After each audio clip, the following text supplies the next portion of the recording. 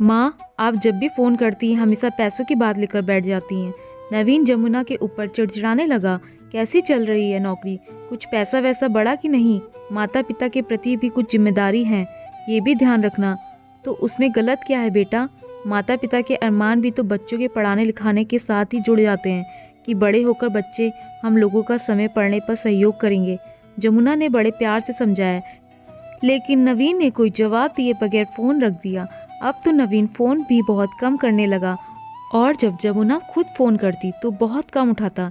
जमुना अक्सर पुराने दिनों की याद में खो जाती। रघुनाथ की छोटी सी परचून की दुकान और जमुना 2-4 घरों में खाना बनाने का काम करती, लेकिन अपनी हैसियत से बढ़कर नवीन का ख्याल रखती। गांव से शहर रोज़ सुबह 8 किलोमीटर साइकिल चलाकर रघुनाथ भेजने आते और शाम को फिर 8 किलोमीटर चलाकर उसको वापस लेकर आते। उस समय जमुना दुकान संभालती। अरे रघुनाथ दद्दा, ये गाय कब ले आए? आस पड़ोस के लोगों ने पूछा। अरे भैया, नवीन हमारा पढ़ाई लिखाई में बहुत मेहनत करता है और इतनी मेहनत के लिए घी दूध दही तो चाहिए ही चाहिए, और बाहर का घी दूध तो असली मिलने से रहा, और शौक भी बहुत है उसे घी दूध दही का।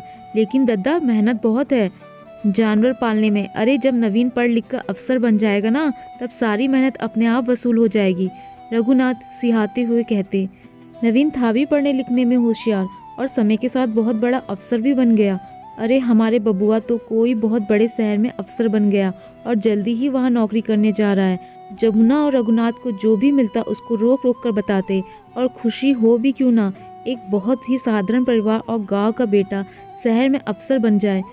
जब नवीन नौकरी करने गांव के बाहर जाने लगा तो सारे गांव के लोग उससे मिलने के लिए आते। नवीन बबुआ, जमुना भौजी और रघुनाथ दद्दा ने तुम्हारी खातिर बहुत कष्ट झेले, अपना सुख त्याग कर तुम्हारी खुशी के लिए समझो कुर्बान हुए गए।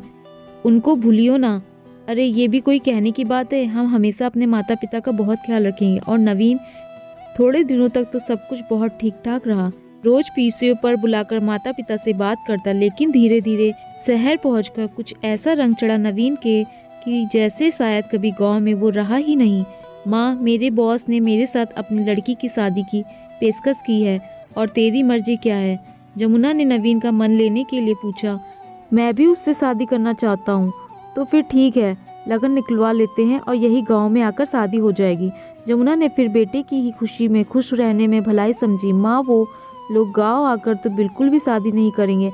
अरे बबुआ, गांव के सब लोग तुम्हारी शादी के बारे में पूछते हैं। कोई बात नहीं, आप लोग यहाँ आ जाइए, गांव में सबको बाद में दावत दे दी जाएगी। ठीक है? जमुना और रघुनाथ दोनों ही मायूसी से बोले और दोनों लोग शहर पहुंच गए। लेकिन वहां जाकर अजीब सा लगा। उन दोनों को किसी को उन दोनों से कोई मतलब ही नहीं था। वो दोनों चुपचाप एक कोने में बैठे सब कुछ देख रहे थे। अपना बेटा ही पराया लग रहा था। कितना अरमान था बहू लाने का।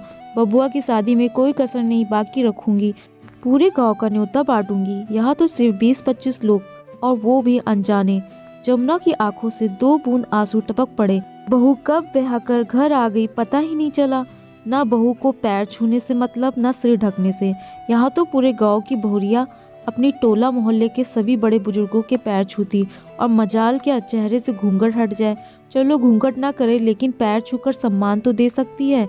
बबुआ, हम लोग वापस गांव जा रहे हैं। जमुना ने सोचा, कम से कम एक बार तो बेटा रोकेगा। ठीक है, फिर कल सुबह सुबह निकल जाइएगा, शाम तक पहुंच जाएंगे। लेकिन नवीन ने एक बार भी रुकने के लिए झूठ भी नहीं कहा, और दोनों मन में बेहद दुखित गांव वापस आ गए। गांव वालों के पूछने पर प्रशंसा करते नहीं आघाते दोनों लोग। क्यों बेटा बहू की बुराई करके अपना ही अपमान करना। जमुना और रघुनाथ ने 1-2 बार नवीन से कहा कि बहुरिया को गांव लेकर आ जाओ, सारे गांववासी तुम लोगों से मिलना चाहते हैं।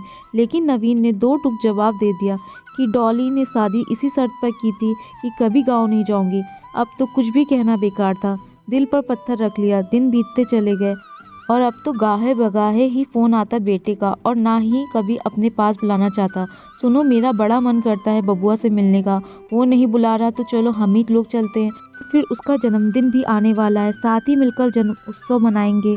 बबुआ बड़ा खुश हो जाएगा। सोच लो, कहीं कुछ गड़बड़ ना हो जाए। अरे अपनी औलाद का घर है, गड़बड़ काहे की। ठीक है फिर। और रघुनाथ के हाँ कहते ही जमुना जुट गई। नवीन के मनपसंद सामान बनाने में। शुद्ध देसी घी के बेसन के लड्डू, मठरी बेसन के सेव और गाय के दूध की गाढ़ी गाढ़ी रबड़ी। और जैसे ही पहुंचे नवीन के घर, दोनों ने उस समय तो कुछ नहीं कहा, लेकिन उन्हें अच्छा भी बिल्कुल नहीं लगा। बबुआ, तुम्हें देखने को तो आंखें तरस गई। इतना कहकर जमुना नवीन को गले लगाने लगी, लेकिन नवीन कसमकस पीछे हट गया, क्योंकि डॉली को नवीन का किसी के भी गले से लिपटना पसंद ही नहीं था, चाहे फिर वो माँ ही क्यों ना हो। अरे माँ, आप बाहर ही थी, कोई ज़रूरत थी तो मुझे बुला लेती। नवीन तुरंत बात पलटते हुए बोला, तुझे बुला लेती तो तुम लोगों की सच्चाई कैसे जान पाती। मैं तो तेरे जन्मदिन के लिए अपने हाथों से बने लड्डू, मठरी और सेव तुम्हें देने आई थी, और तुम लोगों की बातें सुनकर पैर ठिठक गए। बेटा, मुझे तुम लोगों के रुपए पैसे नहीं चाहिए। ईश्वर ने हम लोगों को अपने जीवन यापन भर का बहुत दिया है, और गांव में भी अभी भी इतना प्यार और सम्मान है कि हम लोग अपनी ज़िंदगी वहाँ बहुत आसानी से काट लेंगे। जमुना की आंखों में आंसू और आवाज़ में बेहद दर्द था, और उसकी दर्दनाक आवाज़ सुनकर रघुनाथ भी आंसू को आने से रोक ना सके। नहीं माँ, ऐसी बात नहीं है, आप गलत समझ रही हैं। गलत तो बेटा हम लोग पहले समझे थे, लेकिन अब आंखें खुल गई। बेटा, बहू तो पराया खून थी। गिला तो तुझसे है कि तूने हम लोगों के प्यार को ना देखकर कि रुपए पैसे का लालची समझा। आज तूने मेरी कोख की लाज मिटा डाली। सुनिए जी, तुरंत वापस चलिए, मुझे यहाँ एक पल भी नहीं रहना। जमुना मुंह की पट्टी तोड़कर रघुनाथ की हाथ पकड़कर वापस चल पड़ी। इतने बड़े दुख में उसे ये भी याद नहीं रहा कि अभी अभी थोड़ी देर पहले इतने लंबा सफर तय करके थक चुकी है, और फिर से इतना लंबा सफर। लेकिन उन सब की परवाह न करते हुए लौट पड़ी अपने गांव वालों के पास। नवीन उनको इस तरह जाता हुआ देखकर भी रोकने का साहस न कर सका।